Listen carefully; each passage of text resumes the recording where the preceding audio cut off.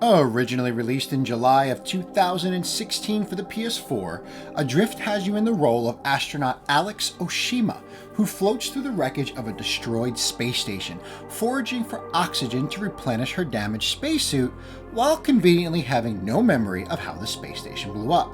During the game, you will find clues that will help you piece together the events that led to the destruction of the space station, while attempting to repair the escape pod so you can return to Earth.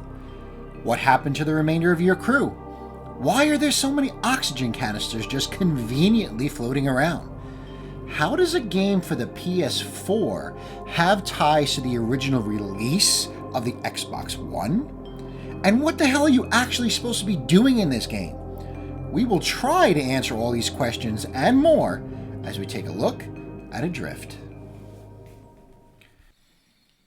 How you doing, fellow geeks? Gamer Dad 79 here, and today we're going to be taking a look at Adrift for the PS4. Now, before we get into this, I really want to send a huge thank you to all of you guys out there who have tuned in to watch my Thrill of the Fight versus Creed for the Oculus VR review. That has turned into my most successful video to date, hitting over 2,700 views. Now, that may not seem like a lot when you compare it to some of the bigger YouTubers out there, but to me, that's major. That is definitely my biggest review of all time. I have like one or two videos that are in the thousands, but none of them have reached it this fast and have been this successful. So thank you to everyone who tuned in, and thank you to everyone who has subscribed to the channel because of this, because I have also, thanks to this video and thanks to you, I have reached my goal of over 200 subscribers. Now, the next goal is to hit 250, so that would be awesome, right? And you guys are definitely the ones that are making that happen. Now, the next thing I want to talk about is a correction to a previous video. So my last video, I did a review on Black Mesa, the Half-Life fan mod that turned into a full-blown game. During the review, I mistakenly said that Valve were the publishers and Sierra was the developers. That is obviously completely wrong. Valve is the developers for the game, and back then, before Valve became this big, huge thing with Steam, Sierra was the publishers. And I want to send a huge thank you, a huge shout out, if he's going to watch this video, to HeroBrine24 for calling this out and correcting me, right? I'm always going to make sure I correct anything that I put out if I put out false information. So thank you, HeroBrine, for calling that out. And thank you for you guys for making sure I am being on the straight and narrow. Okay, so that's it for that. Now we're going to go ahead and get on to the video. All right, so Adrift has been one of those games that has been on my radar for a very long time, right? It's my backlog is so ginormous, guys, right? That this is one of those games that I was like, you know what, I'll get to it eventually. And thanks to PlayStation Now, which is like Games Pass's less known brother, I was able to play it. Now, I'm not putting down PlayStation Now, okay? PlayStation Now is a perfectly fine and good service, and I'm not about to go into the pluses and minuses between Xbox Games Pass and PlayStation Now, because that's a different video for a different time. But thanks to PlayStation Now, I was able to play Adrift without having to purchase it, and let's just say I'm glad I didn't purchase it. So before we get started, obviously, give me the thumbs ups, right? They do help, whether you think so or not. They actually do help the videos quite a bit. Subscribe if you are new to the channel. And if you enjoy my content, and if you want to see more videos like this, please share to help get the Gamer Dad name out there. So without further ado, let's go ahead and take a look at Adrift for the PS4. Now, the concept of Adrift stems from the real-life events of Adam Orth. Remember him? Recognize that name? No? Well, you may remember the controversial events surrounding him. Orth was once upon a time a creative director at Microsoft. During the troubled launch of the Xbox One, Microsoft received a fair bit of controversy because of its implementation of digital rights management, or DRM, which would require Xbox One users to connect to the internet at least once a day to use Microsoft's new system. Now, Orth came under fire due to his responses to the negative reactions to this announcement. He set out a series of sarcastic tweets saying things like, "Sometimes the electricity goes out. I will not purchase a vacuum cleaner." Saying this in response to someone questioning, "Hey, what happens if my internet goes out?" He also said, "Those people should definitely get with the times and get the internet. It's awesome." This was in response to some people saying, "What about people who don't have the internet and still want to play games?" And finally, the infamous "deal with it" post that kind of indicated that Microsoft would not be listening to its fan base and what they wanted. Now, this led to a massive amount of complaints to Microsoft, which led to Orth resigning from the company. Orth then approached a former colleague and Omar Aziz with the idea of forming a new studio with him. Although initially hesitant about the idea, after hearing the pitch for Adrift, Aziz relented.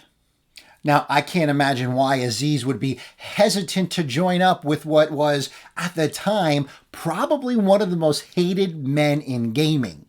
Now, Orth said the game was like a metaphor for his life, saying that both he and the character Alex find themselves in the middle of a disaster and have to put in the hard work to kind of put things back together. Basically saying Alex's experience on the space station kind of mirrored in the real life his experience with being that guy that was kind of front and center during the whole Microsoft Xbox One launch debacle.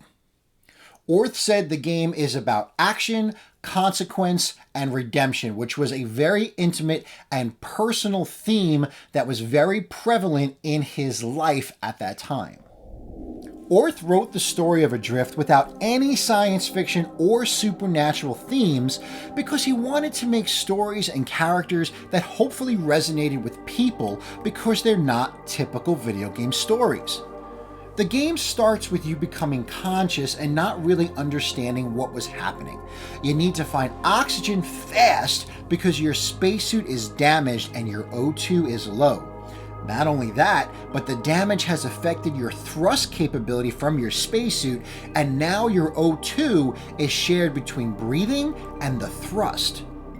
So now you must hit a balancing act, a fine balancing act between movement and maintaining your oxygen as you plan your next move between your objective and getting more O2 bottles to refill that oxygen.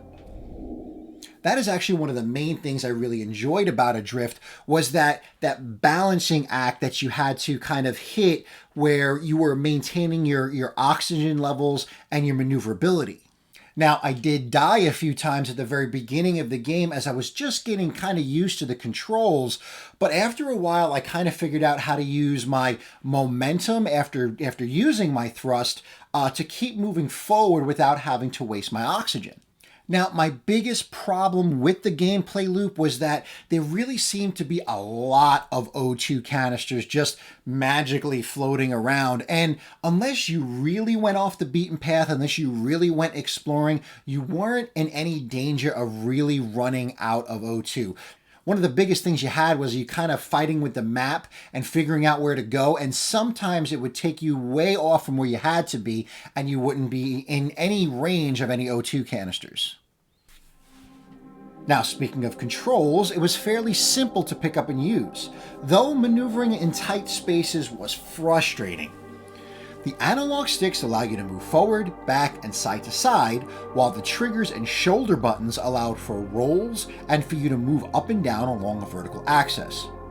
I did find that it was difficult to understand where you had to go, as you're in this large three-dimensional space, and the little map that you had access to really didn't tell you where in the 3D space you had to go. It would have been better if there was some sort of on-screen physical representation of your waypoint. This way, you would have been able to find your way around easier. I was also a bit lost on what you were supposed to be doing at any given time, as there was no way to check what your current goal was. It would have gone a long way towards making this game a bit more user-friendly if I could have checked what my current objective was supposed to be.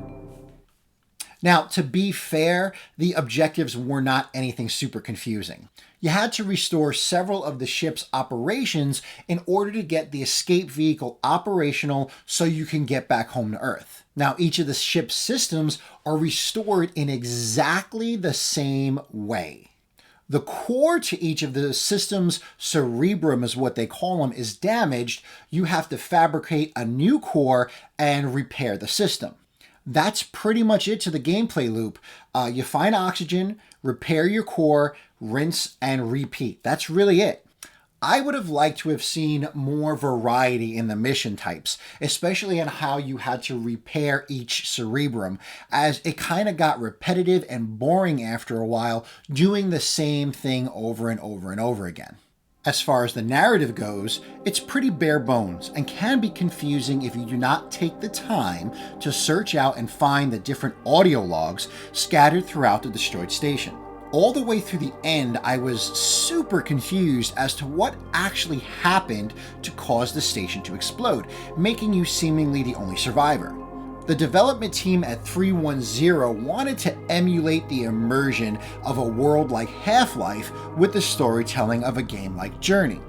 The problem was that if you don't find all the audio logs, you kind of get left in the dark as to many details of the story, and that really goes against games like Half-Life and Journey.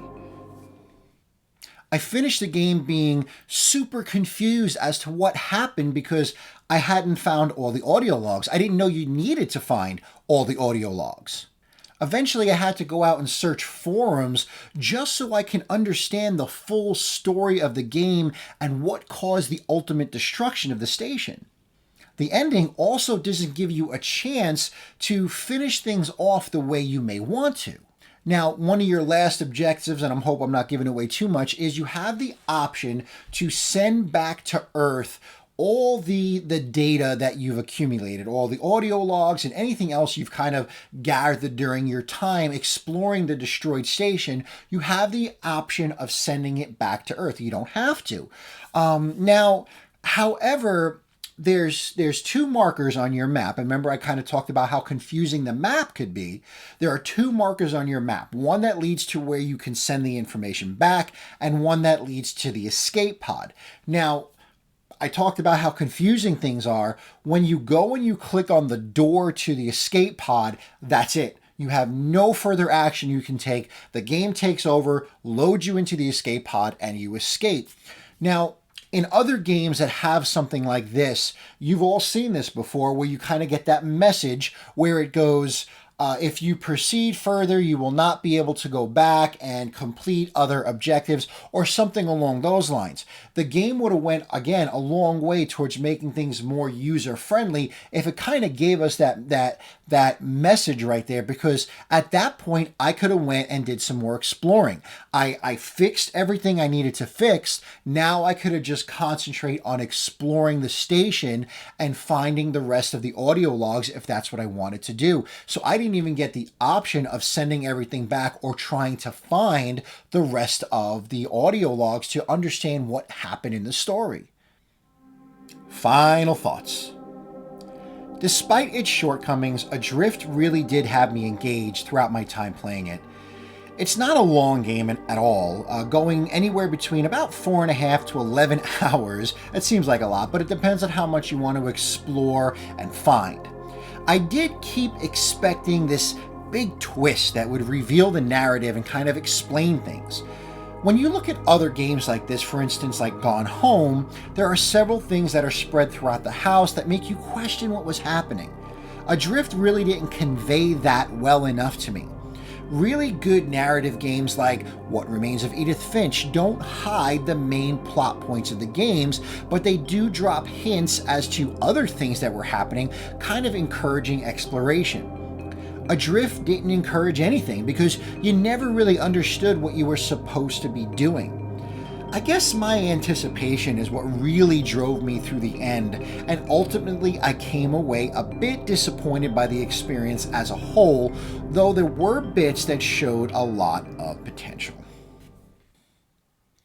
Now, Adrift is also available on VR platforms, and while I didn't get to really experience this aspect of the game, I really think it would fundamentally change the way it is played and your overall experience, because now it kind of puts you in that spacesuit and you kind of feel that claustrophobia and even feel that incredible, intense experience that it must be floating in the void of space with like nothing. You're not standing on anything, nothing solid around you. So I'm sure that would fundamentally change the way the game feels for you while playing.